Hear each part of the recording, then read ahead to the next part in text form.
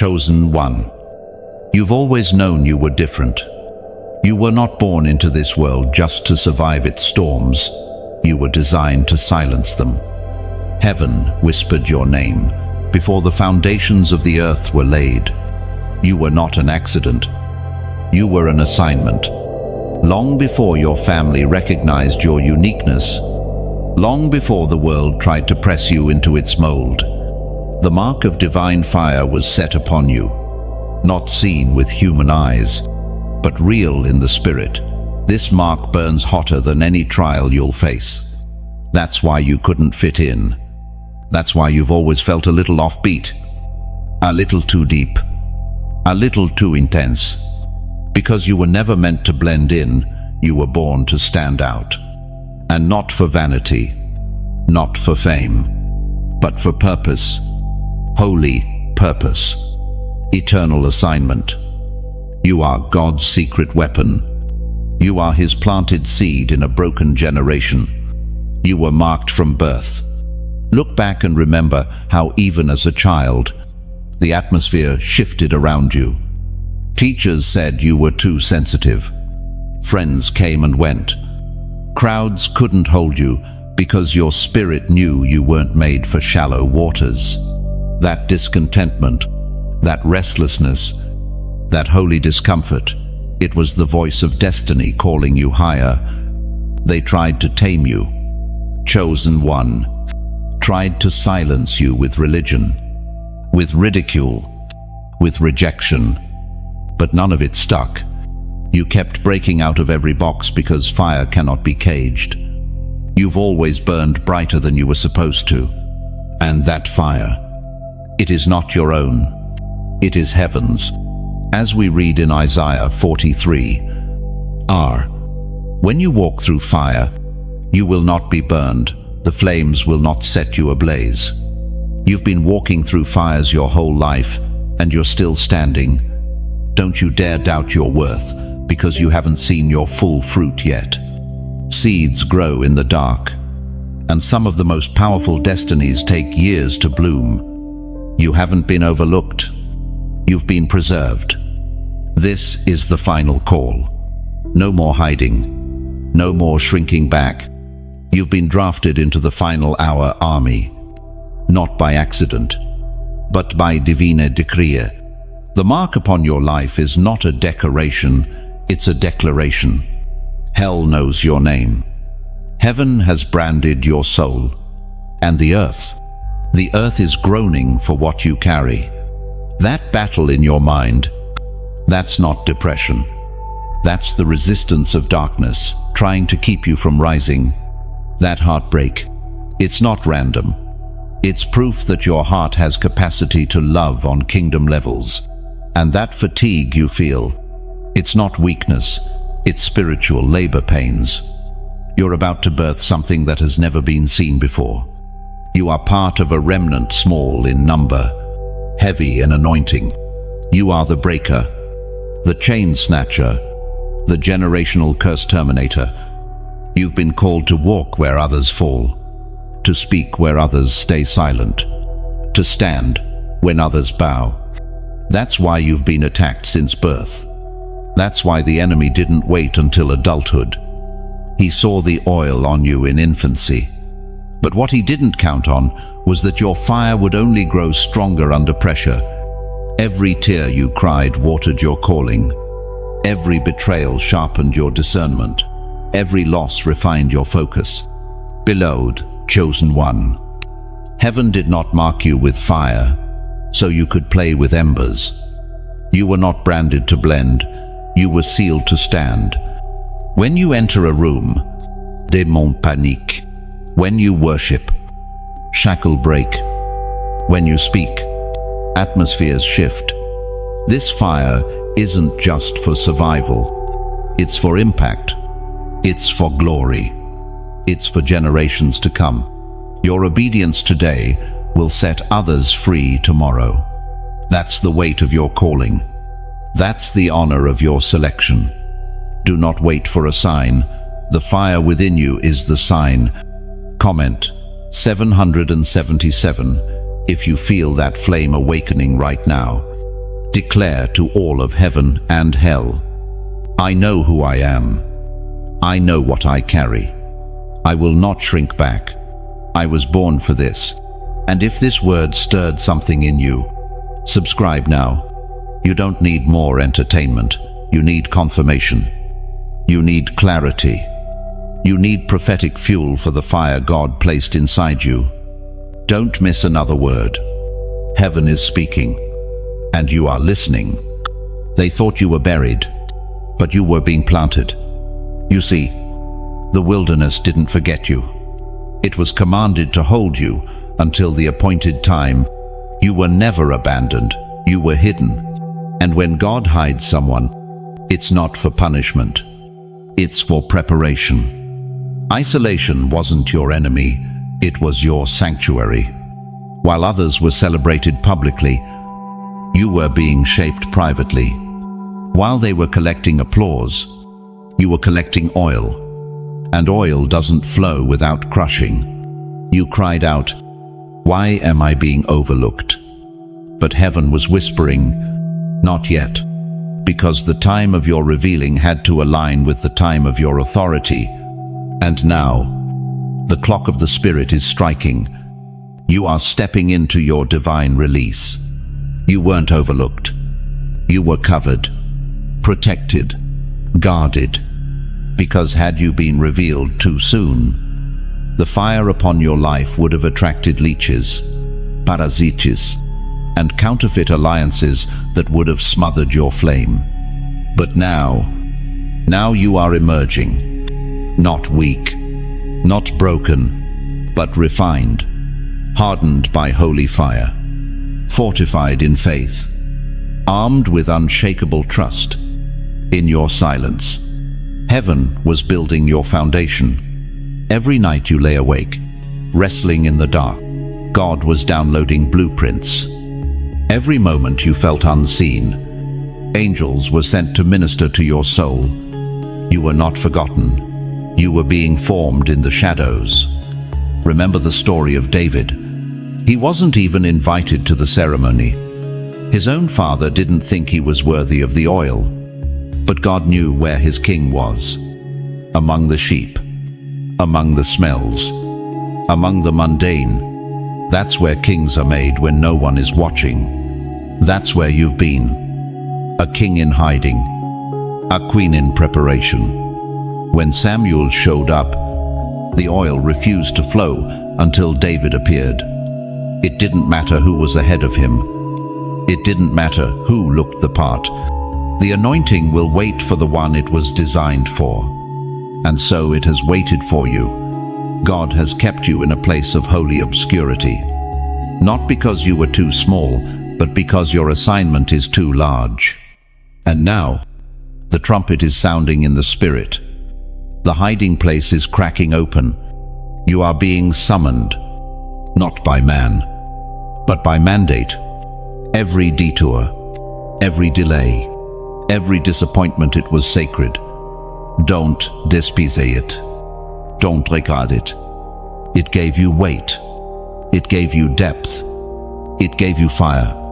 And now, when you speak, your voice won't be hollow. It will carry the authority of a soul who has survived.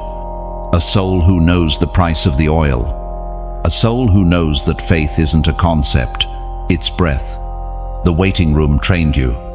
While others were rushing ahead, you learned stillness. While others were building platforms, you were building altars. And altars last longer than platforms. Altars call down fire. Platforms chase applause. Chosen one. This is the revelation. The season you hated most was your divine launching pad. That pain was not your prison, it was your prophecy. That delay was not denial, it was divine incubation. Paul reminds us in Ephesians 2. Luke. God raised us up with Christ and seated us with him in the heavenly realms. You're not behind. You're not late. You're right on time, seated in power, emerging in purpose. This is why doors didn't open. because the ones you were knocking on weren't worthy of your presence. This is why people walked away, because they weren't assigned to carry your future. This is why relationships crumbled, because the fire on your life requires people who can handle divine heat. You are not the same person who entered the cave. You've changed. You've matured. You've outgrown smallness. You've shed skins that no longer fit. And now you're rising, quietly, boldly, on fire. The wilderness is holy. The cave is sacred. It was there you learned the language of the Spirit. It was there you discovered that peace isn't the absence of storms, it's the presence of God in the midst of them. It was there you met Him face to face, not through religion, but through revelation. You are ready now, not because you feel ready, but because you've been forged. This kind of readiness doesn't come from study alone.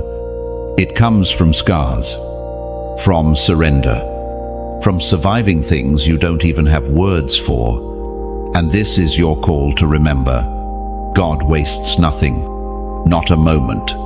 Not a tear. Not a rejection. All of it is woven into your mantle. All of it is part of the fire that marks you. You are hidden no more. You are stepping out, not just seen by men, but backed by heaven. You'll notice things shift. Conversation change. Old circles can't hold your new weight. Don't try to squeeze back into places you've outgrown. Don't explain your elevation to people who only knew your wilderness. What God is doing now is personal. It's prophetic, and it's permanent. Because you're not returning the same way you came. You're not leaving this chapter limping. You're leaping. You're coming out with clarity, with conviction, with fire in your bones and a sword in your mouth. The hiding season is over. Let the fire speak. Chosen one. Every breath you take is proof that the war isn't over, and neither are you. You've stirred hell. Not because you've done something wrong, but because you carry something right. From the moment you were born, a clash of kingdoms surrounded your life. Darkness recognized the assignment on you before you even understood your own name. That heaviness you've battled, that pressure, that confusion that tried to choke you. It's not your imagination. It's warfare, because you carry kingdom DNA. Every attack wasn't random, it was a reaction. The enemy doesn't bother the ordinary. He doesn't waste weapons on the asleep. But you wake up with fire. You walk in with light. And that light disturbs what's been comfortable in shadows. You don't just step into rooms. You shift spiritual climates. You don't just pray cute prayers, you speak in codes. The enemy can't decipher. Your worship is warfare. Your existence is a threat. Hell wanted you silent, small, and settled. Heaven wants you loud, lit, and launched. You've been feeling the intensity lately, like the heat has turned up. That's not punishment.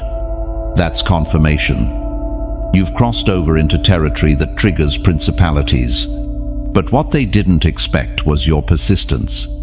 You don't bow. You don't break. You burn brighter. The voices of fear have gotten louder, haven't they? That's how you know you're on the edge of breakthrough.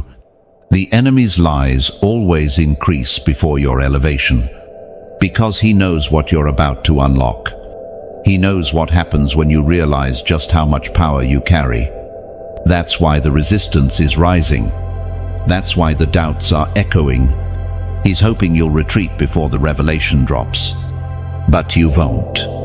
Because you're not just in a battle. You are the battle. You are where the lines are drawn. You are where the war shifts.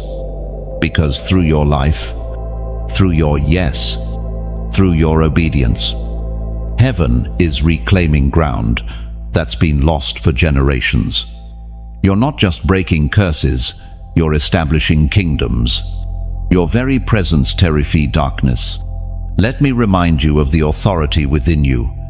It was declared in Luke 10:16. I have given you authority to trample on snakes and scorpions, and to overcome all the power of the enemy. Nothing will harm you. You walk in that authority now, not someday, but today. Not after perfection, but in the middle of your process. That's the secret. Hell doesn't want you to know. God uses the imperfect. He chooses the weak to shame the strong. He calls the overlooked, the rejected, the broken, because only they know how to carry the weight of glory with humility. You've survived things that should have taken you out. That's not luck, it's legacy. Heaven has preserved you, protected you, and now it is propelling you. This isn't the climax, this is the ignition. The real warfare wasn't what came before. The real warfare starts when you realize who you are. And who are you? You are chosen, marked, dangerous, a holy disruptor, a divine solution in a world full of noise. You are not just a believer, you are a carrier of power, a carrier of presence, a carrier of prophetic fire that won't be quenched by compromise. The enemy has been trying to suffocate your voice because he knows your words carry weight. Your voice, it's not just poetic, it's nuclear. It tears through lies. It breaks strongholds. It calls dry bones to live. So speak. Even when your voice shakes, speak. Even when it costs you comfort, speak. Even if you have to stand alone. Because your voice was born in fire, it's built for confrontation. Chosen one. This is the hour to stand. Not out of pride, but out of posture. You were created for this clash. You were fashioned for this fight. And you're not fighting for victory, you're fighting from it. That's why the enemy can't win. He's already lost. All he can do is distract, delay, and deceive. But once you know the war's already won, you start fighting differently. You start declaring instead of doubting. You start worshiping instead of worrying. You start walking in fire without flinching. So go ahead. Light up the room. You are not here to play it safe. You are here to set it ablaze. Type, I choose fire, if your spirit bears witness to this truth. Let the realm of darkness know that you are not shrinking, you are igniting. Even in your quietest seasons. Chosen one. You were never abandoned. There were moments where your prayers felt like whispers thrown into a void. Times when your tears soaked the pillow, but no hand reached back to wipe them. Nights so long you forgot what peace felt like. Days so repetitive you questioned whether heaven was still watching. You searched for signs, for validation, for a single flicker of acknowledgement, and were met with silence. But that silence was never absence. It was strategy. Because when God is silent, He is building.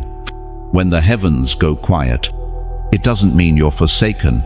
It means the foundation is being laid. Blueprints are being written. Angels are being dispatched. And your character is being forged in stillness. Not every lesson comes in a thunderclap. Some come in the soft ache of a waiting heart. Some come through unanswered questions. Not because the answer isn't coming, but because the silence is doing something the answer can't. Your tears were not ignored. They were documented. Heaven never wastes pain. The psalmist reminds us that God collects every tear in His bottle. They are sacred, holy, markers of your journey. You didn't cry for nothing. You didn't endure all that heartbreak, confusion, and silence for no reward. Those hidden groanings became incense before the throne. They rose like a prophetic sound that pierced through layers of darkness. interceding for breakthroughs you didn't even have the words to pray for. The enemy told you that heaven had gone mute, that God turned his face away, that your pain was proof of distance. But the truth is, God was closer in that stillness than you ever realized. Like a master craftsman who carves in quiet concentration, he was shaping your soul for something eternal. Remember Joseph in the pit, abandoned by brothers, forgotten by men. It felt like punishment, but it was positioning. Every delay was a step closer to destiny. Every silence was a setup for a suddenly, because when heaven moves, it doesn't knock. Politely it erupts. You had to be separated to be sanctified. Your calling demanded a silence the world couldn't interpret. You couldn't be comforted by noise. You had to learn the discipline of listening without hearing, seeing without sight, trusting without touching. That's what sets you apart. That's what qualifies you. You know how to walk by faith because you had no other option. You know how to war in worship because nothing else held you together. God was testing the strength of your yes. Could you still say yes when there was no applause? Could you still say yes when it looked like nothing was changing? Could you still say yes when your name was forgotten, your gifts overlooked, your heart crushed? And you did. That's why the silence is lifting now, because you passed the test. Not perfectly, but faithfully. You didn't give up. You didn't bow out. You stayed. You endured. You kept going. That stubborn seed of hope inside you refused to die. And that seed, it has grown in the dark, pushing through spiritual soil until it cracked the surface. You don't even realize it yet. But your spiritual authority has been increasing. Your roots have grown deep. You've become immovable, unshakable. Not because you have all the answers, but because you've learned to trust the one who does. And now the whispers of God are returning, not just in sermons or songs, but in your own spirit. You're starting to feel the weight of glory again. The dreams are returning. The visions are sharpening. The divine nudges are intensifying. Heaven has not forgotten your voice. In fact, heaven is echoing it now. The alignment is here. The release is imminent. Silence never meant absence, it meant intimacy. When a teacher is silent, it's usually during the test. And you, chosen one, have been in a long season of spiritual examination. But that test ends not with applause, but with authority. You've earned your mantle in the dark, and now the light is about to hit what's been formed in secret. As we read in 1 Kings 19, Elijah did not find God in the wind, the earthquake, or the fire, but in the still small voice. That same voice has been walking with you in every quiet valley, every unanswered prayer, every silent cry. This moment you're in now is more than transition, it's transformation. You're not who you were when this silence began. You've grown in stature, in clarity, in holy confidence. You've come to recognize that God's presence doesn't always shout. Sometimes it sits with you in the stillness, saying nothing but changing everything. What you thought was delay was divine dialogue. And now, the silence breaks not with noise, but with revelation. You're about to understand why the quiet lasted so long, why the wilderness felt so dry, why the wait felt so cruel. Because what's coming will make it all make sense. The weight of glory that's being poured out requires a vessel that knows stillness. You've become that vessel. You've been trusted with silence. And now, you'll be trusted with sound. Chosen one. The alarm in your spirit is no longer subtle, it is blaring. You can't ignore it. You can't silence it. Heaven has been patient, but now it is pulling you up. This is not another suggestion from the divine. It is a summons. You are standing in a moment that has been marked on heaven's calendar for years.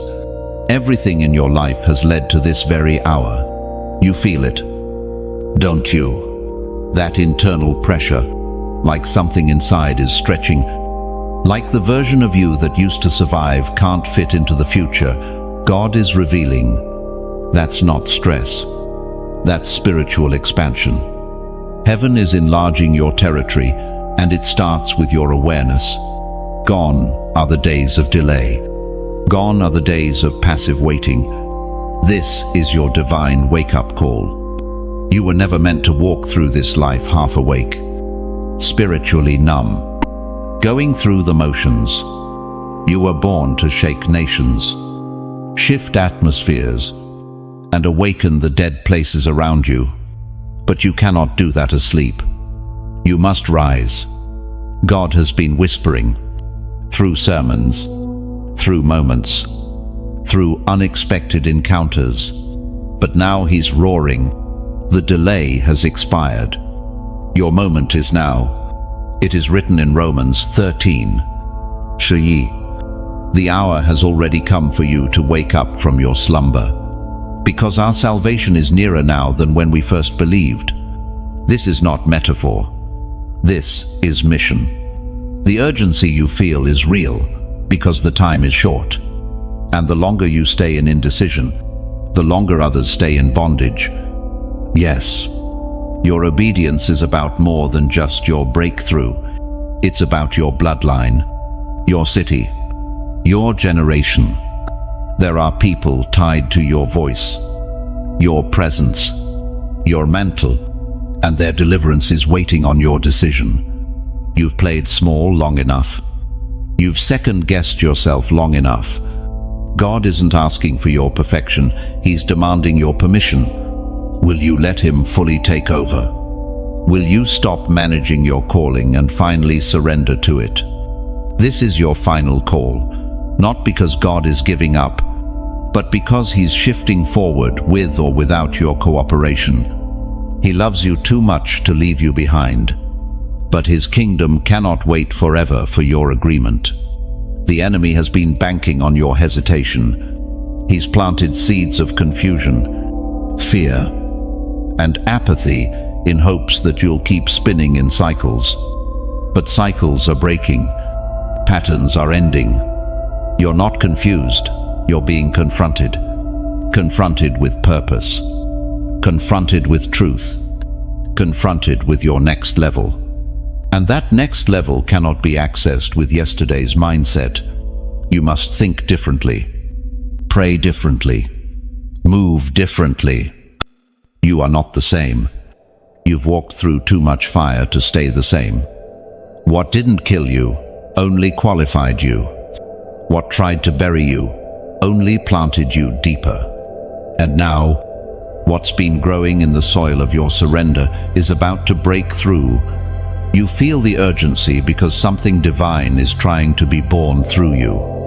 And yes, the labor is intense. But that's how you know the baby is close. Destiny is crowning. Promise is pressing. This is not just a new chapter, it's a new book. The page has turned on your wilderness. You are stepping into your public becoming. But to step in, you must wake up. Wake up from spiritual dullness. Wake up from emotional numbness. Wake up from fear, dressed as wisdom. Wake up from the lie that you're not ready. You don't have to be ready to be chosen. You just have to be willing, and you are. Deep down, you know you're ready. Maybe scared, maybe unsure, but still willing, and that is enough. So here's what you do now. Go into prayer. Go into worship. Go into holy confrontation with every lie that's tried to lull you to sleep. Stir the flame again. Speak life into your spirit. Prophesy to your own soul. You've been quiet long enough. And if this word pierced something inside of you, if it confirmed what your spirit already knew, then stay connected. Subscribe. There is more. This isn't just content. This is divine communication. A lifeline in a loud, lost world. Share this word with someone who's been sleepwalking through life. Someone who's been on the edge but hasn't heard clarity. Let this be their trumpet.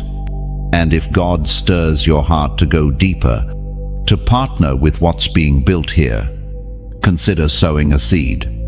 Not because you have to, but because you recognize holy ground. Your support helps fan the flame, extend the reach, and ignite other chosen ones across the globe. Because this isn't about one voice, it's about a movement. You've heard the call. The only question is, will you answer? Chosen one, the fire you felt around you wasn't meant to destroy you. It was meant to prove what could not be consumed. You've walked through what others couldn't survive. You've endured flames meant to silence you, betrayals designed to break you, and seasons of testing that felt endless. But look at you, you're still here. Scarred, maybe. Worn, yes, but still burning. And now, the fire is testifying. This was never just about enduring. It was about emerging. God didn't allow the furnace to crush you. He used it to refine you, because there are things in you that can only be revealed by pressure gifts that only surface in fire, oil that only flows after crushing. You've been stretched, pressed, and shaken, but all of it was building something weighty in your spirit. This is not cliché. This is kingdom. Daniel's friends didn't escape the fire. They walked through it. And the miracle wasn't just that they survived. It was that the flames burned off their bondage, but left their bodies untouched. That's you. Chosen one. The fire didn't touch your purpose. It only burned what couldn't follow you into your future. The betrayal burned off insecurity. The loss burned off idolatry. The delay burned off impatience. And now, what remains is the purified, tested, anointed version of you, dangerous to hell and priceless to heaven. That's why the attacks increased the moment your fire began to rise. You thought it was bad timing, but it was prophetic timing. Fire doesn't just reveal you, it announces you, and your announcement shook spiritual systems. When you decided to fully say yes, it sent shockwaves through every dark network that had plotted your silence. But they couldn't stop the fire. They couldn't quench the light. Because what God starts in fire, no man can put out, as we read in Isaiah 48. Sure, I have refined you, though not as silver. I have tested you in the furnace of affliction. God didn't send the fire to harm you. He used it to reveal the unshakable version of you, the one that would rise through ashes carrying revelation. Not just survival. This is why you can't go back. Not to fear, not to comfort, not to complacency. You've been forged now. You've tasted too much glory to settle for small. You've come too far to retreat. You've carried too much oil to pretend you're empty. Don't apologize for your fire. It's not arrogance. It's evidence. It's the sign that you've been with God, that you've passed through something holy, that you've survived a private process that gave you public power. Others may not understand it, but they weren't there in the flames. You were. And what you carry now is not for show, it's for war. You will lay hands, and the oppressed will find freedom. You will speak, and atmospheres will shift. You will enter dark spaces, and light will explode. Not because of your charisma, but because of your consecration. You let the fire do its work. Now the anointing has weight. Don't minimize what you carry. Don't downplay your endurance. You didn't get here by accident. You were chosen, refined, approved in fire. You are not who you were before the flames. You've emerged as a threat, and the Spirit of God is ready to send you where others won't go. So ask yourself now, where have you been holding back? Where has fear kept you playing it safe? Where have you ignored the fire's leading? Because you weren't refined to remain hidden, you were purified for impact. Don't delay. Don't question it anymore. Step fully into what God is igniting. The fire has finished its work. Now it's time to walk as flame. If this word confirms what your spirit already knows, type 444 below. This number represents divine establishment and foundation. God has tested you, and now He is setting you in place with fire-tested authority.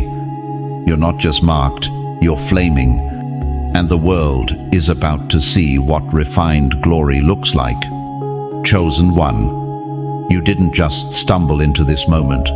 Heaven intercepted your path to bring you back into alignment.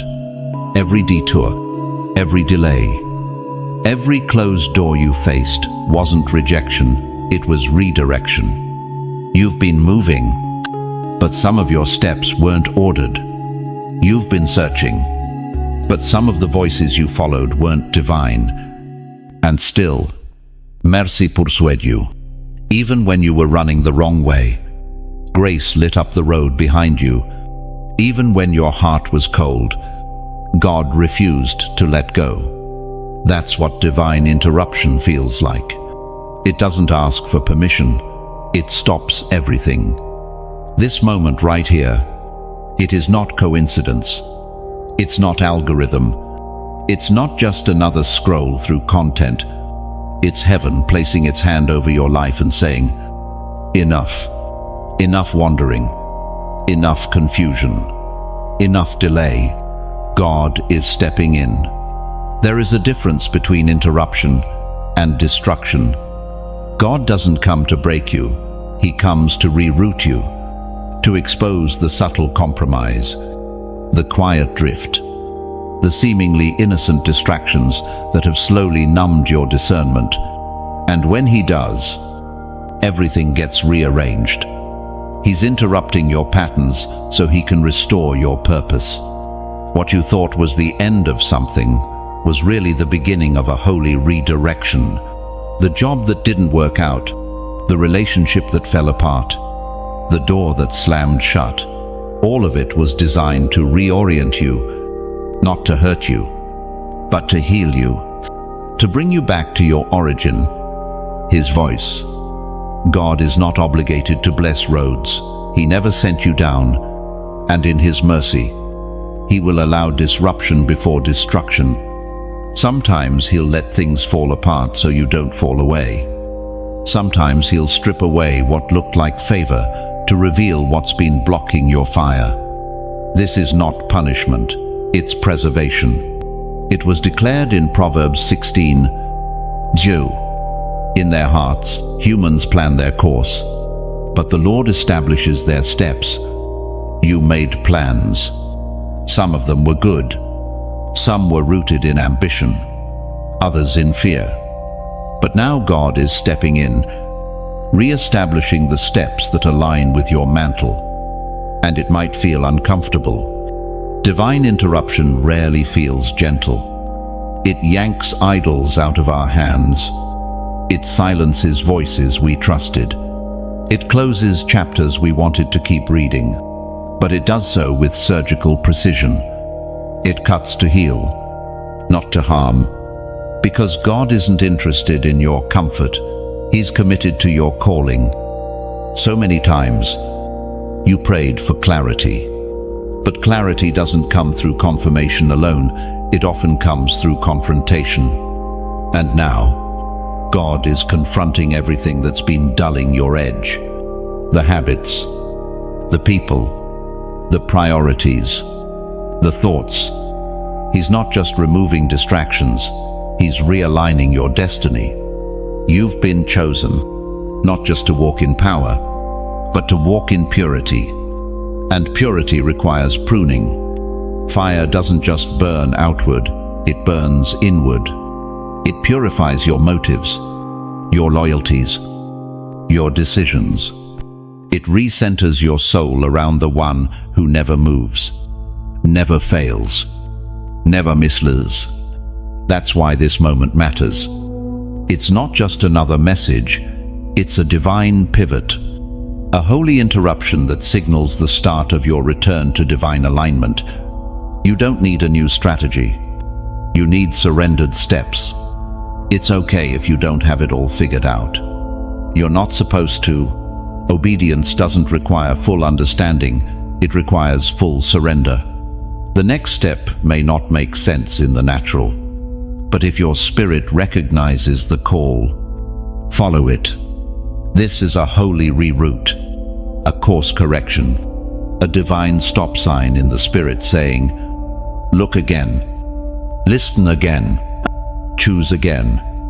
You are not disqualified. You are not too far gone. You are not behind. God didn't interrupt your path to shame you. He interrupted to save you. The interruption is the invitation back into His presence, back into purpose, back into prophetic clarity. There is fresh oil waiting, new assignments waiting, mantles you haven't even imagined waiting. But you must yield. Pause now. Let the Spirit bring to mind the places you've been going without His voice, the doors you've been knocking on without His blessing, the paths you've been walking that no longer carry peace. Surrender them. Lay them down. He's not asking for perfection, just permission. This interruption isn't the end. It's the doorway into everything you were born to walk in. Chosen one. The weight you feel is not random. It's the mantle you carry. There is something on your life that cannot be imitated, cannot be transferred, cannot be taken. It was forged in the fire, hidden in the dark, and marked by the Spirit Himself. You may not always feel it. You may question it when the warfare rages. But the truth remains. You have been mantled for this generation. This is why the pressure never let up. Why your process was harder, why your isolation felt deeper. You carry something sacred, and sacred things are not handled casually. Heaven does not place kingdom responsibility in unstable hands. That's why your path has been different, why it's felt like no one else understands the road you've walked. They weren't supposed to. The mantle wasn't given to them. It was given to you. A mantle is more than gifting. It's more than calling, it's weight. Weight in the spirit realm. Weight that shifts things. Weight that breaks chains, not just over your life, but over others. That's why you can't move through life like everyone else. You're not everyone else. You are marked, chosen, appointed. And with that comes a spiritual responsibility that demands more. You felt it, haven't you?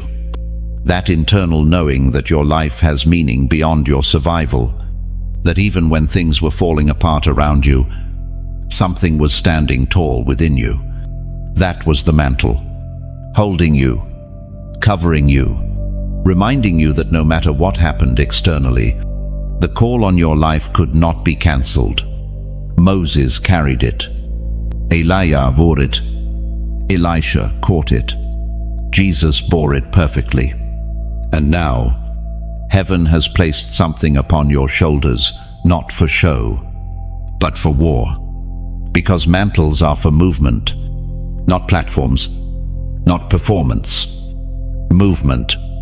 What God has placed on you isn't ornamental, it's operational. It's meant to move nations, to speak truth, to shift atmospheres.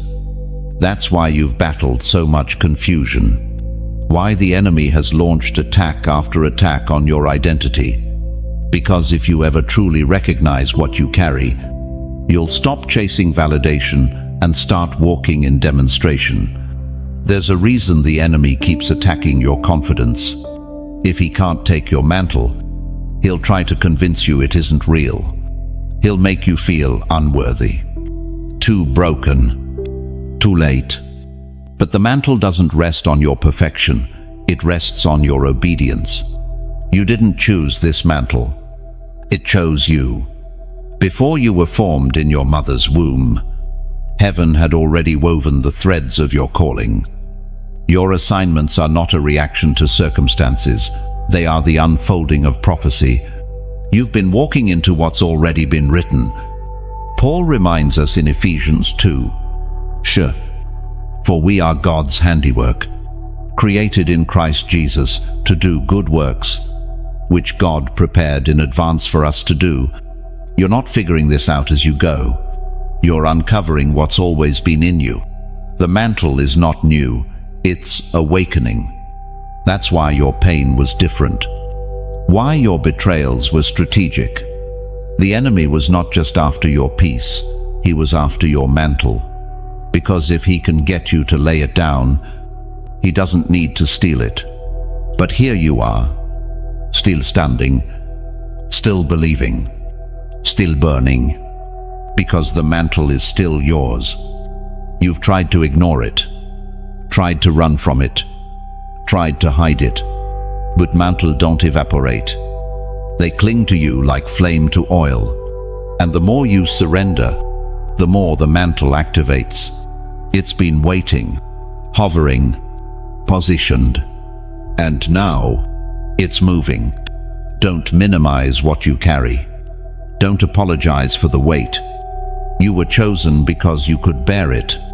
You were called because you could carry it. The mantle wasn't given to crush you, it was given to complete you. Let go of comparison. What's on you is not what's on them.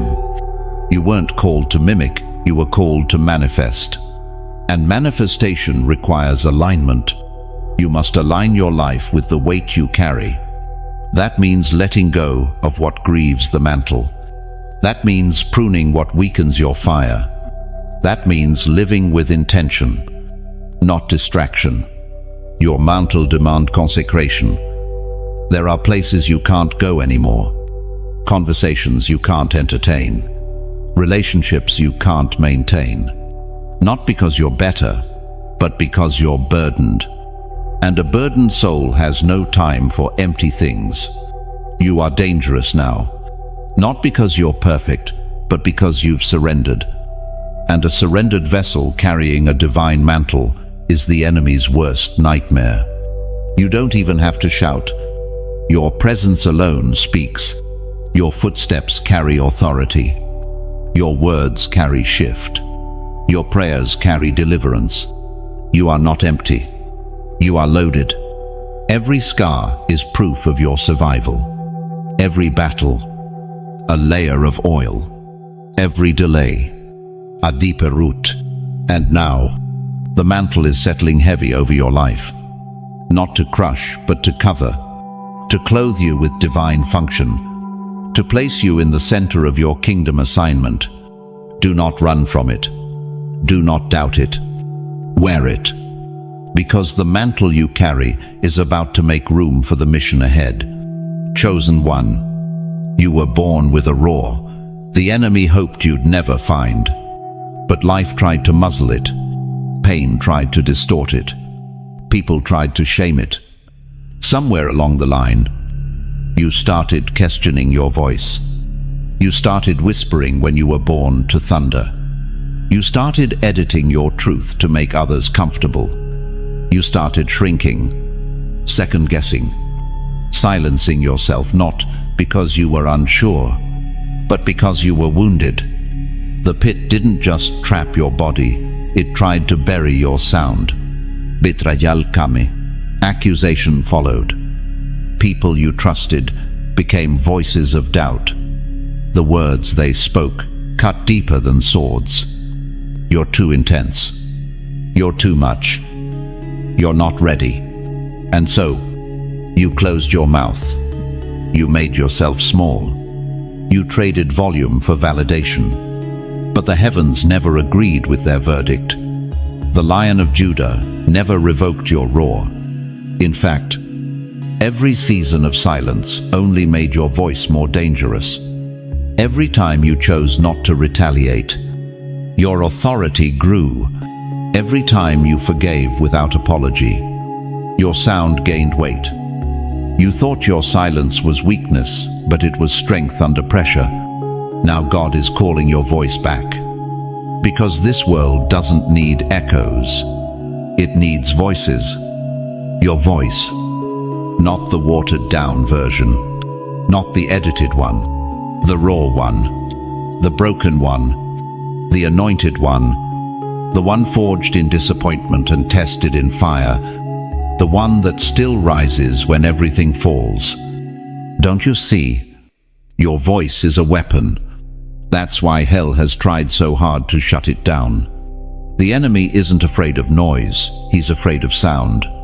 Prophetic sound. Delivering sound. Chain breaking. Heaven saturated. Hell defying sound. That's what you carry. And now it's time to release it. This isn't about being loud, it's about being clear. Precise. Unapologetics. Heaven doesn't need another cautious whisper. It needs a roar that reminds the darkness. You should have taken me out when you had the chance. When you speak now, you speak with weight. Because your voice has been baptized in betrayal, washed in weeping, sealed by survival. And that kind of voice, it doesn't just echo, it shifts atmospheres. That's why God is restoring your sound. And it's not just for platforms, it's for prisons. Like Paul and Silas in the jail cell when they sang. The chains didn't just break off them, they broke off everyone around them. Your voice is about to set people free who didn't even know they were bound. But you have to release it. You have to stop holding back. Stop playing safe. Stop pretending you're still stuck in the pit. You've been delivered. It's time to speak like it. Proverbs 18:21 says, "Death and life are in the power of the tongue, and those who love it will eat its fruit." Your tongue is not just for communication, it's for creation. What you say now builds realms, declares outcomes, frames futures. So speak. Speak what God says, even when it doesn't match what you see. Speak healing where there's still pain. Speak freedom where there's still bondage. Speak life where the enemy declared death. And speak even if your voice still trembles. Because trembling voices still shake hell. Chosen one, your voice carries oil now. It carries fire. It carries kingdom strategy. You don't need everyone to understand it. You just need to release it. Say it out loud. Even now, I take my sound back. Then type it to mark this moment. My voice returns. Chosen one, the hour for hesitation is over. This is your moment of activation. You've stood at the edge long enough. You've circled the same mountain, delayed the same decisions, and repeated the same prayers. And still, the stirring inside you has only grown louder. That's not confusion, it's conviction. That's not noise, it's the sound of heaven demanding movement. What you feel now is the final nudge, a divine pull toward destiny that will no longer be postponed. There's a point where delay becomes disobedience, a line where waiting on God becomes hiding from obedience. And for many, that line has been crossed. But you're still here. You still sense. That means grace remains. But grace doesn't wait forever. This is your window, your divine intersection. And it won't stay open indefinitely. When God opens a door, He expects movement. Heaven is in motion right now. The cloud has shifted. The season has changed. What worked before won't work now. What fed you in the wilderness won't sustain you in Canaan. You must move differently. Speak differently. Think differently. Align differently. Every delayed act of obedience is a delayed miracle in motion. Think about that. The breakthrough you've been waiting for isn't waiting on heaven, it's waiting on your response. God is not slow. Es precise. And right now, He's looking for people who won't just hear the word, they'll walk it out. No more partial yes. No more conditional surrender. This is the moment where the chosen ones are separated from the curious ones, the obedient from the entertained. Heaven is watching not for perfection, but for agreement. Luke 9:62 says, "No one who puts a hand to the plow and looks back is fit for service in the kingdom of God." The time for second guessing has passed. You must burn the backup plan. Tear up the map. Follow the fire. This is the point of no return. And yes, it's going to cost you. There will be sacrifices, comfort zones, musti. Familiar voices may fade. Old routines will collapse. But the glory on the other side is worth it. What God wants to build through you requires space, and that means making room. So what needs to go? What habits are weakening your yes? What relationships are dulling your edge? What excuses are camouflaged as wisdom? It's time to identify them, confront them, and release them. You cannot be tethered to old weights and expect to move with fresh wind. You are being called into precision, not busyness, not ambition. Assignment. This is not about being impressive. It's about being obedient. Some of your greatest acts of purpose will never be applauded, but they will be effective. They will shift generations. And that's why you're being stirred now, not for visibility, but for victory. This word is a sword in the spirit. It's cutting through layers of procrastination, compromise, and fear. It's confronting the areas where you've been safe but stagnant. You can't afford to stay there any longer. Not with what's ahead. Not with what's been entrusted to you. So let this be your moment of holy resolve. Set your face like flint. Decide now, I will obey. And if this message lit something in your spirit, then keep this flame alive. Subscribe if you haven't already. These aren't just words, they are marching orders. Prophetic fuel for those chosen to move when others freeze. Share this word with someone who needs a push out of comfort and into purpose. Someone who's been teetering on the edge of breakthrough. Be the voice that confirms what their spirit already knows. It's time. And if God stirs your heart to go further, to partner with what He's building here, consider sowing. This isn't about pressure, it's about participation. Every seed fuels more messages, more reach, more awakening for more chosen ones. Let your giving be an extension of your obedience, because when you move in alignment, heaven backs your every step. You've waited long enough. You've survived enough. Now, it's time to build. No more delay. Chosen one. The realm of heaven has declared war, and you are no longer just a bystander.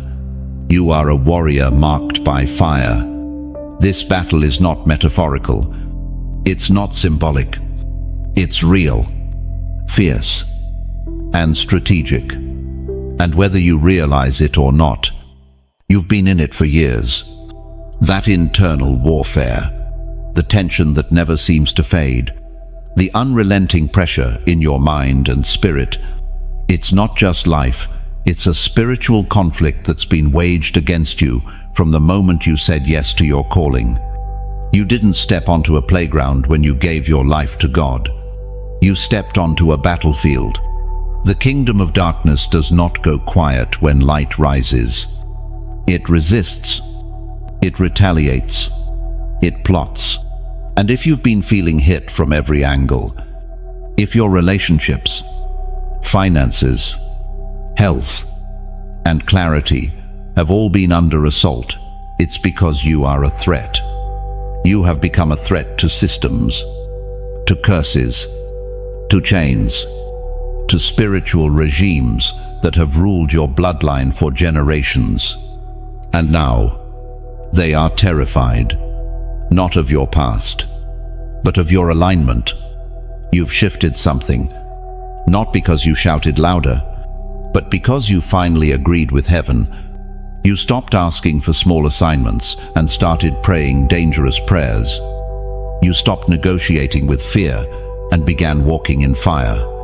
That kind of shift shakes things. It shakes up dormant territories. It wakes up old enemies.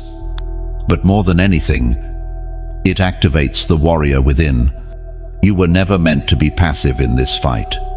You were designed to strike, to intercede, to carry authority. The weapons of your warfare are not carnal, but mighty. You have access to divine power, power to tear down strongholds, to silence lies, to dismantle generational curses. But here's what you need to understand. Your authority doesn't come from your volume. It comes from your submission. The more surrendered you are, the more powerful your words become. When your life becomes an altar, your voice becomes a sword. You no longer react to darkness, you confront it. You don't run from warfare, you command the atmosphere. You may not feel like a warrior. You may still battle fear. But warriors are not fearless, they are faithful. Faithful to keep standing. Faithful to pray, even when answers are slow. Faithful to declare truth when lies are loud. Faithful to keep walking when the path is unclear. You've been doing that? Chosen one. That's what qualifies you.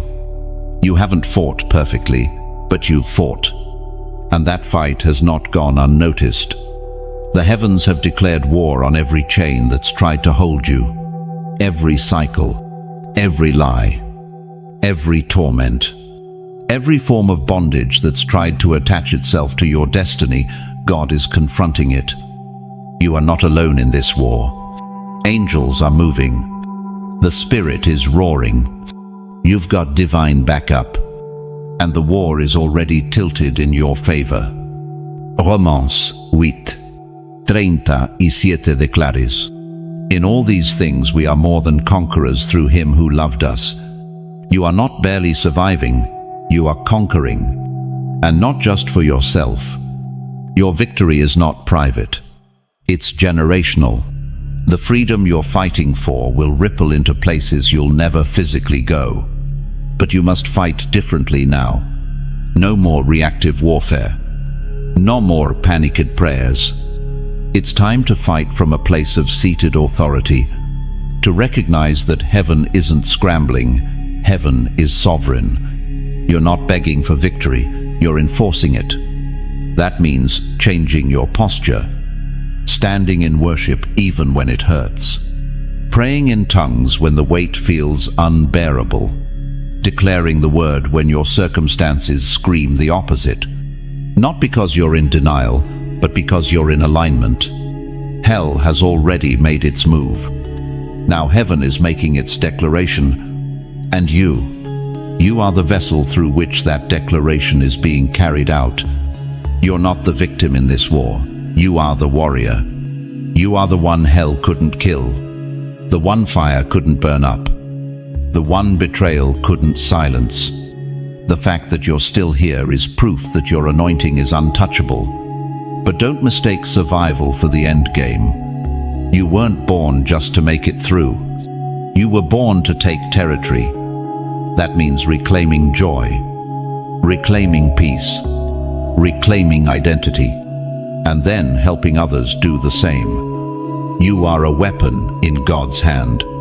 Every scar, every tear, every loss. It's all become ammunition. You've been loaded with testimony, soaked in oil, and positioned for impact. You don't have to understand every detail of the strategy.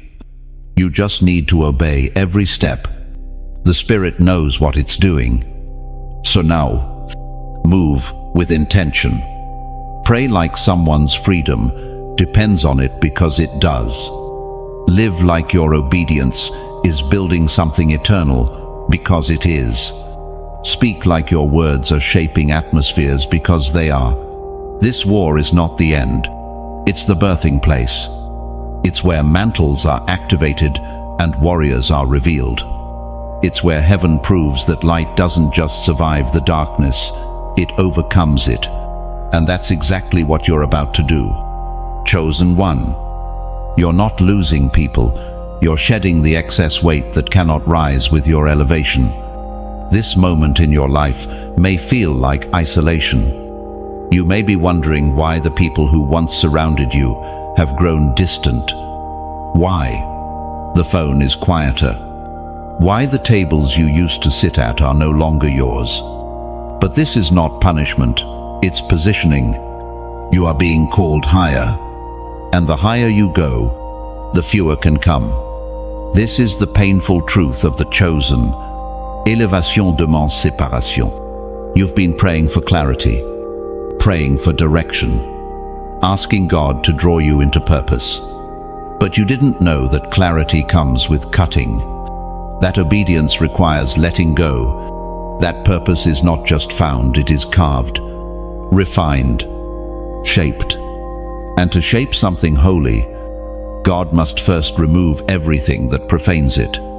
He's cutting you away from conversations that distract your spirit, from people who loved your potential but feared your power, from alliances built on need, not destiny, from the codependency that masqueraded as loyalty. You are being purified not because you were dirty, but because the call on your life is that sacred. This separation is sacred. You're stepping into something weighty, something pure, something so rooted in divine timing that any connection not forged by the Spirit would only become an anchor. That's why you feel the tension. That's why you've been asking, God, why now? Why them? And heaven answers, because it's time. There's a fire rising in you that won't tolerate anything counterfeit.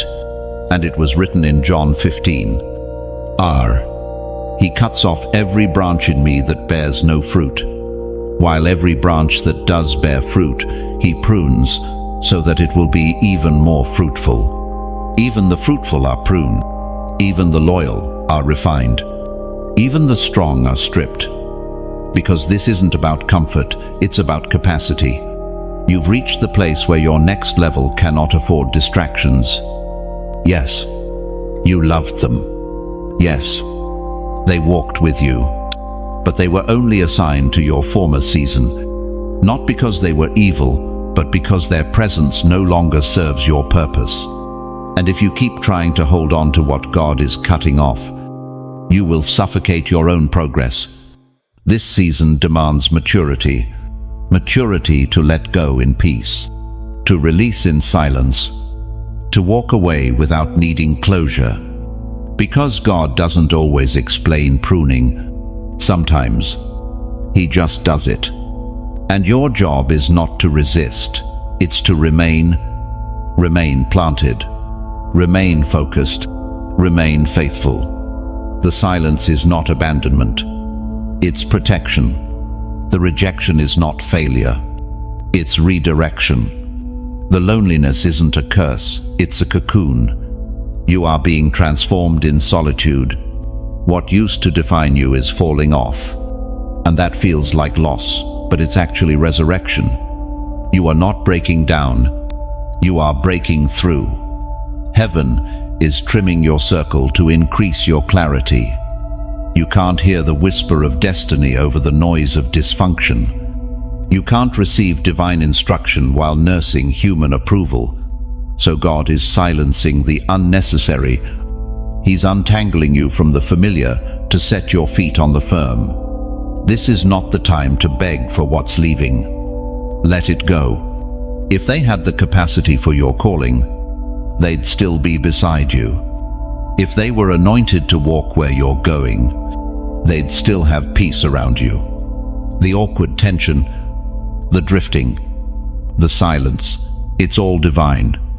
God is making room, not just in your schedule, but in your soul. You're shedding old mentalities, old patterns, old reactions, even old prayers, because where you're going requires new language, new rhythm, new posture.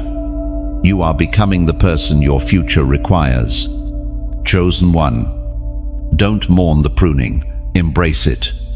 This is a sign you're moving, that something is shifting, that heaven is getting ready to trust you with something greater. Your name is being whispered in rooms you haven't entered. Doors are aligning with your steps, but you must be light enough to walk through them. You can't carry everyone into your assignment. Even Jesus had to leave the crowd. Even he withdrew to lonely places. Even he picked 3 to go where the others couldn't. Not every voice can handle divine volume. Not every friend can bear prophetic weight. And some of what you're releasing now isn't rejection, it's refinement. You're not losing. You're being trimmed to thrive. God isn't just cutting away people, He's cutting away fear, self-doubt, imposter syndrome, performance pressure. He's stripping you of everything you leaned on, so you'll stand only in Him. And when you do, the glory will be undeniable. You'll walk lighter, speak clearer, move bolder, and the world won't recognize you, but heaven will. If this word confirms what your spirit already knows, type 111 below. This number represents divine alignment and new beginnings. Your pruning has purpose. You're not being left behind. You're being pulled forward. And soon, everything you lost will be dwarfed by what you gain. Chosen one. The prophetic flame within you is not gone. It is being reignited. There was a time when your dreams were vivid, when your spirit picked up things long before they manifested, when your prayers broke open realms and you could feel the stirrings of God in the stillness of night. But over time, the fire dimmed, the noise of life grew louder. The weariness of battle began to numb your sensitivity, not because you were faithless, but because you were tired. The flame never left. It was buried, covered by the weight of disappointment, pressed beneath unanswered prayers, smothered under the responsibilities of a life that kept moving, even when your spirit wanted to rest.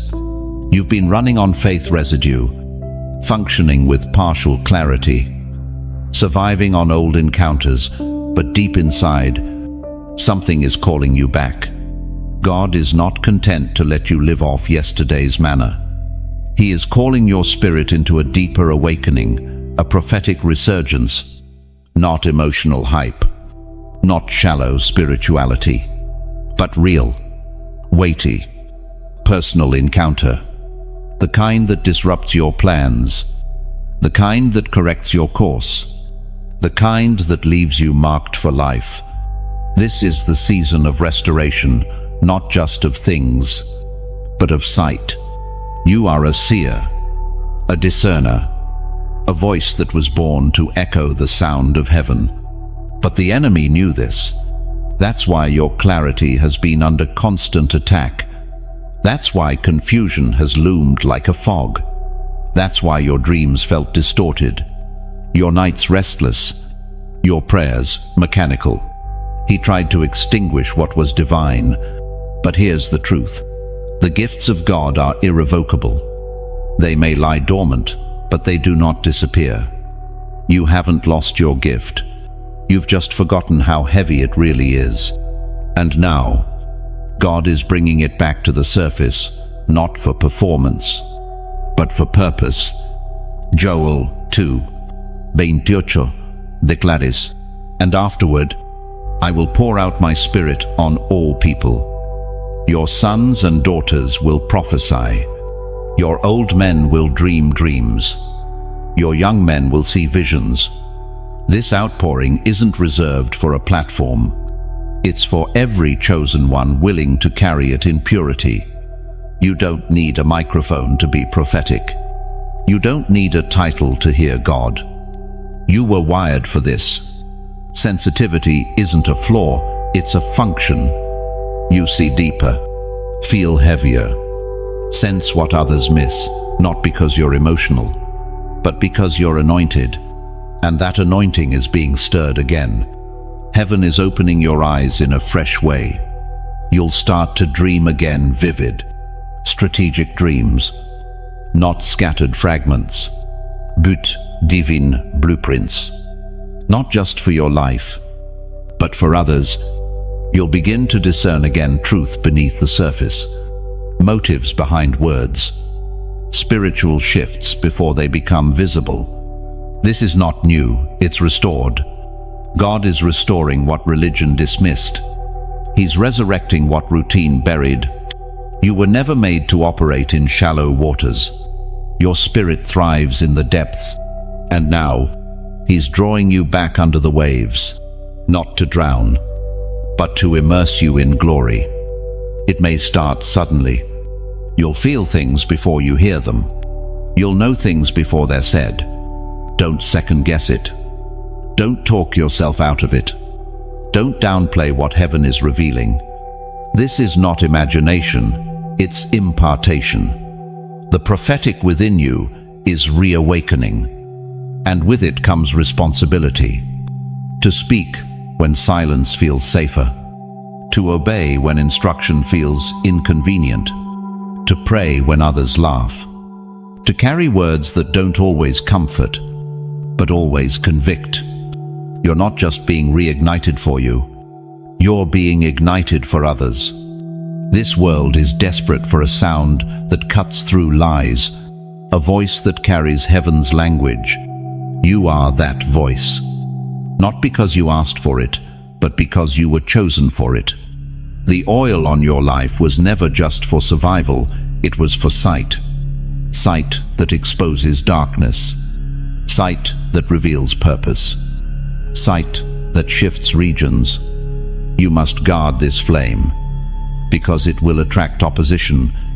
The enemy doesn't fear charisma, he fears clarity. He'll try to dull your edge, muddy your focus, distract your devotion. But if you protect the flame, it will guide you through fire and storm. This is sacred ground. Your time in the dark wasn't wasted. It trained your senses. It heightened your ear. It taught you how to lean into God without needing constant signs. And now, the same flame you feared had died is roaring back to life. Let it. Let the visions come. Let the dreams pour in. Let the words rise up in your mouth like fire. Don't filter it for comfort.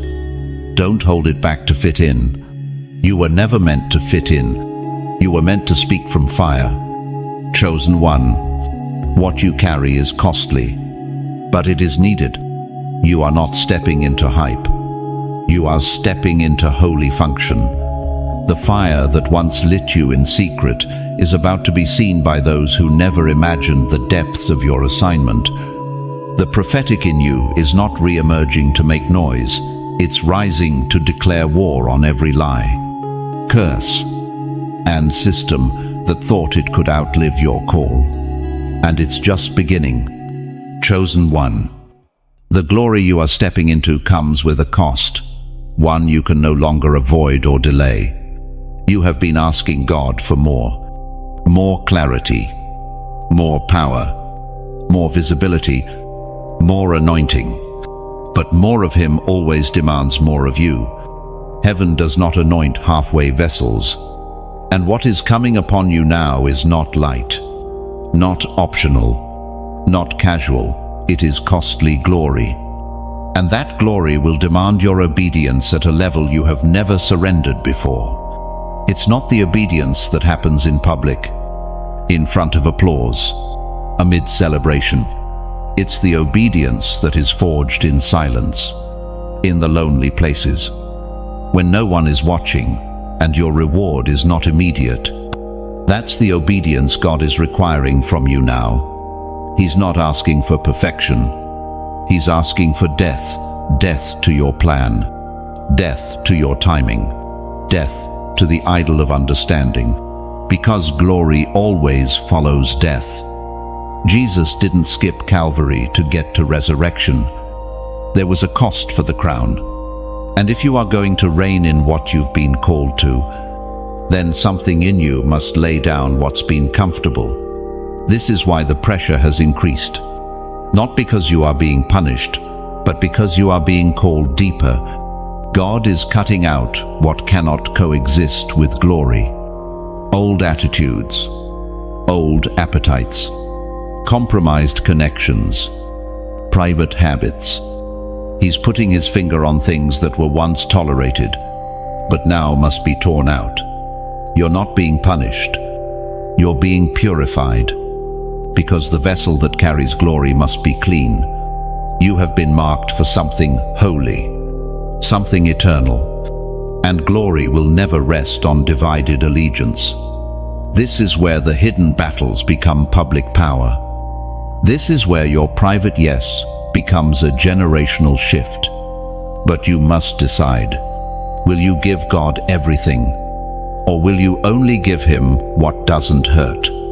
The cost of the crown is your comfort. The cost is your right to be understood, your right to be celebrated, your need to be safe.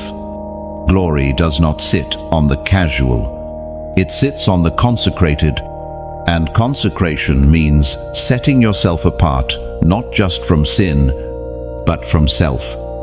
The greatest enemy to your calling is not failure, it's control. Control is subtle. It wears the cloak of wisdom. It speaks in rational tones.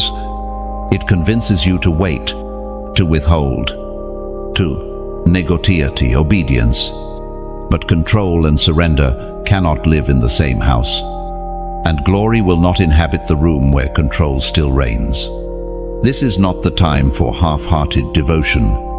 It is the time for full surrender, the kind of surrender that alters your routine, shifts your circle, and reorders your entire internal world. Because the glory that is coming to your life is not common, it is weighty. And only those who choose to carry the weight will see the fullness of what has been promised. Hebrews 5:8 says, "Though he was a son, yet he learned obedience by the things which he suffered." Even Jesus, perfect in all ways, was shaped through obedience. And if the Son of God was tested, who are we to think we'll bypass the proving? You have passed the test of survival. Now you are entering the test of surrender. This test won't look like storms. It will look like decisions, like divine instructions that contradict your understanding, like assignments that stretch you beyond your natural capacity, like saying no when your flesh screams yes, like releasing what you wanted to keep. Obedience in this season will feel costly, but the cost will never outweigh the crown, because what's coming is glory that others will only dream of touching. You won't just talk about revival, you will carry it. You won't just speak of healing, it will flow through you. You won't just wait on confirmation, you'll walk in demonstration, but only if you obey. Not tomorrow, not later, now. You've asked to be used. You've cried out for his presence. Now heaven is responding with fire, and that fire will refine every motive, every plan, every attachment that competes with the voice of God. Do not run from it. Do not explain it away. The fire is not punishment, it is preparation. You are being prepared to wear what most people pray for. The kind of mantle that doesn't just bless a moment, but shifts a region. That mantle is not cheap. It comes with a cross. So pick it up. Crucify what needs to die. Starve what's been feeding your fear. Walk away from what keeps you chained to cycles. Because the weight of glory that is coming will not fit into your old rhythm. It will require everything, but in exchange, you will receive more than you ever imagined. More clarity, more oil, more authority, more presence, more peace, and most of all, more of Him. Chosen one. Your voice has never been ordinary. It is a divine weapon forged for war. From the moment you were formed, heaven embedded power into your words. And hell has tried to silence you ever since. The enemy doesn't care if you go to church, read your Bible, or look spiritual, as long as you stay quiet. Because once your voice aligns with your authority, everything around you begins to shift. You don't just speak, you decree. You don't just comment, you declare. You don't just express, you establish. This is why you've fought battles in your throat, why you've struggled to pray aloud, why you've hesitated to speak what you see.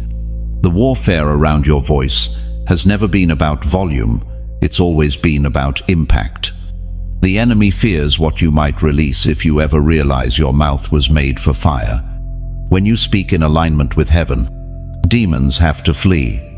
It was declared in Jeremiah 1:2.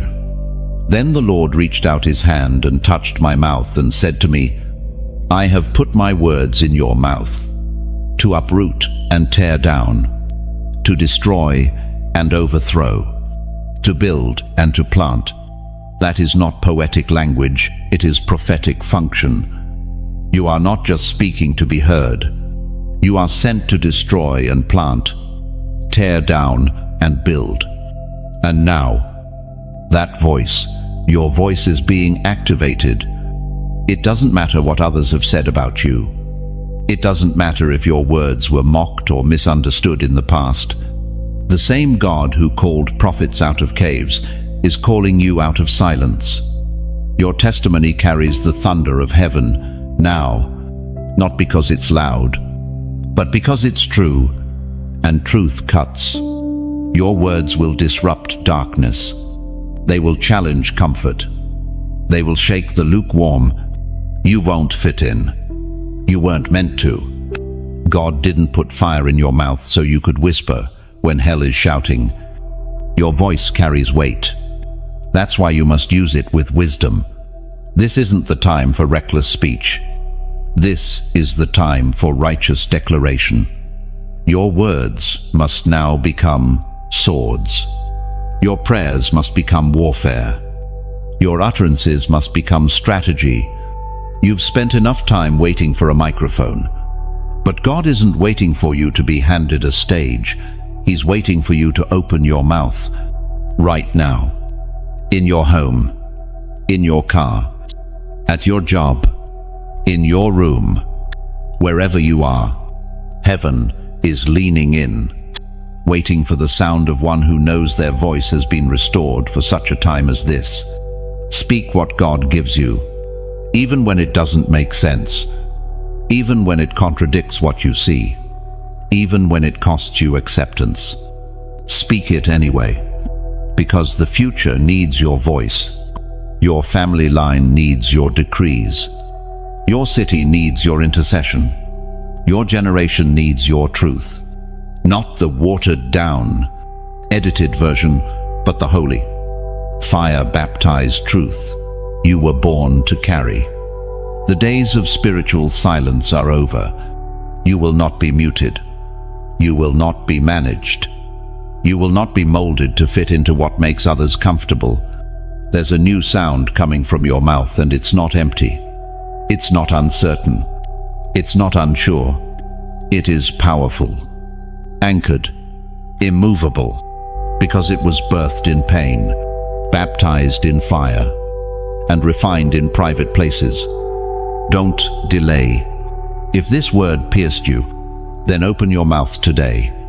Even if it's just to pray louder, even if it's just to declare one verse, even if it's to speak healing over someone who's hurting, your voice will be used by heaven to uproot things in the spirit that haven't moved in years. And if this message stirred something deep in you, don't scroll past it. Speak back. Testify in the comments. Let your fingers be a prophetic act of release. Share this word with someone who's been sitting in silence too long. Someone who's lost their voice through pain or shame. Let them know it's coming back. Subscribe if you haven't already. We don't just share words, we share divine reminders of who you truly are. Staying connected is more than a choice. It's fuel for your fire. And if God leads you to sow, do so in faith. Every seed you plant into this ministry empowers more chosen ones to find their voice again. Your giving isn't just support, it's partnership. It multiplies the roar. You are not voiceless. You are victorious. And your sound is about to shake the earth. You are not voiceless. You are victorious. And your sound is about to shake the earth. Type "I will speak" if you're ready to unleash what heaven has planted inside you. Let hell know your silence is over. Chosen one, this is your exodus. You've lingered in the wilderness long enough.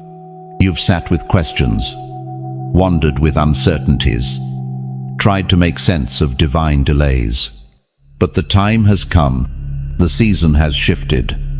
What once served as a place of training is now too small for the magnitude of what you carry. You cannot camp in places where God only meant for you to pass through. The wilderness was never your final destination.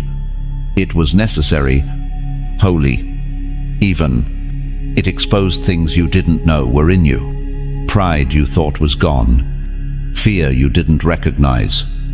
Idols you kept dressed in purpose. The wilderness stripped it all. It purified your vision. It humbled your soul. It made you rely on bread from heaven instead of applause from people. But now, the cloud is moving. God is saying, get up. Not because you failed, but because you've been prepared. There's no condemnation here, only clarity.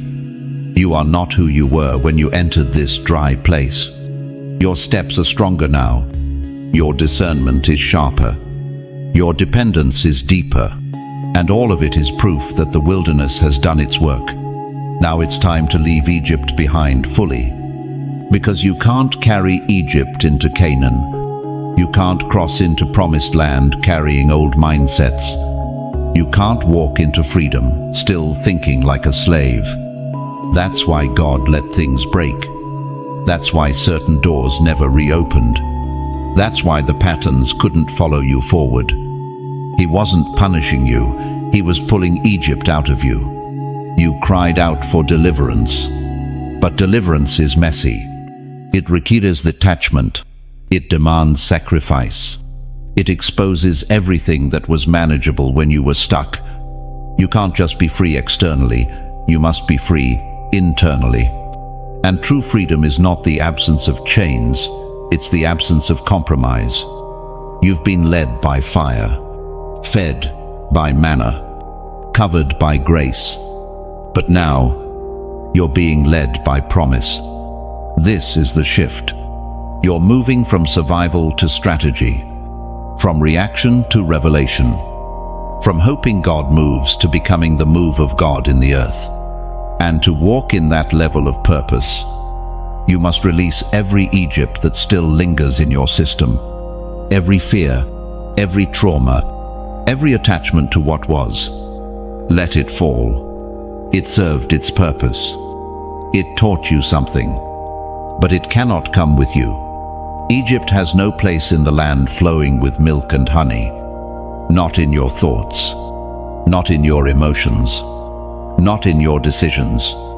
Deuteronomy 1:6 says, The Lord our God said to us at Horeb, "You have stayed long enough at this mountain.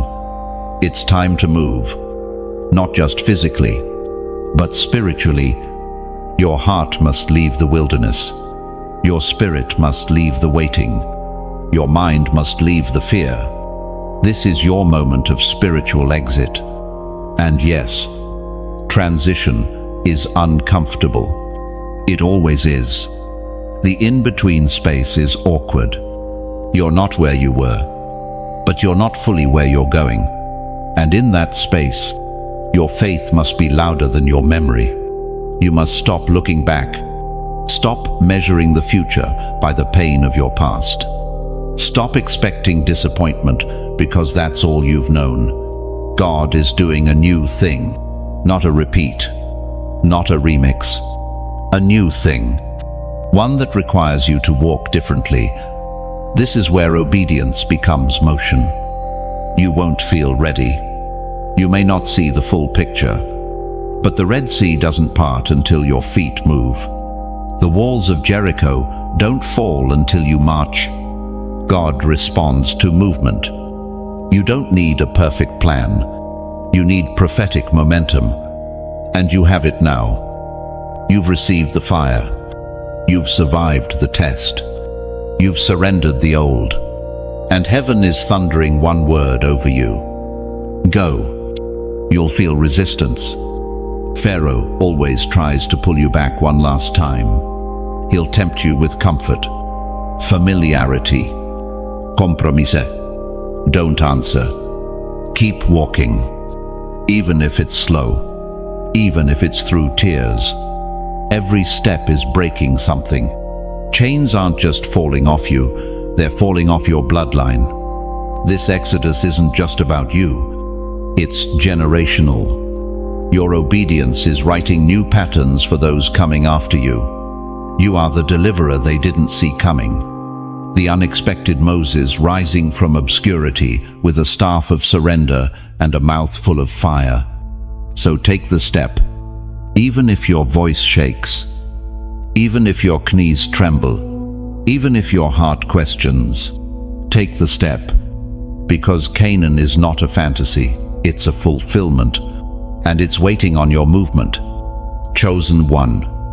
You've walked through fire not just to survive it, but to become it. You were never called to remain hidden in the ashes. The wilderness, the testing, the stripping, it was all to reveal something the world hasn't seen yet. The version of you now rising is not simply restored, it is reforged. Heaven has crowned you in fire, not to decorate, but to commission. The fire that tested you has now marked you. This isn't metaphor, it's mantle. What you carry now is not theory, it is reality, formed through holy endurance. You didn't read about this kind of fire. You didn't borrow it from someone else's story. You lived it. You bled for it. You cried in silence for it. And now, it clothes you. There is no going back. Everything about you has changed. Not just externally, internally. You discern faster. You walk with weight. You speak with a spiritual resonance that wasn't there before. People may not know how to describe it, but they feel it when you enter a room. What they feel is the fire. Not just heat, but light. Not just presence, but authority. And that authority isn't man-given. It is heaven-issued. This is what it means to be crowned in fire. To walk through pain and come out holy. To be rejected and come out radiant. To be misunderstood and emerge unmoved.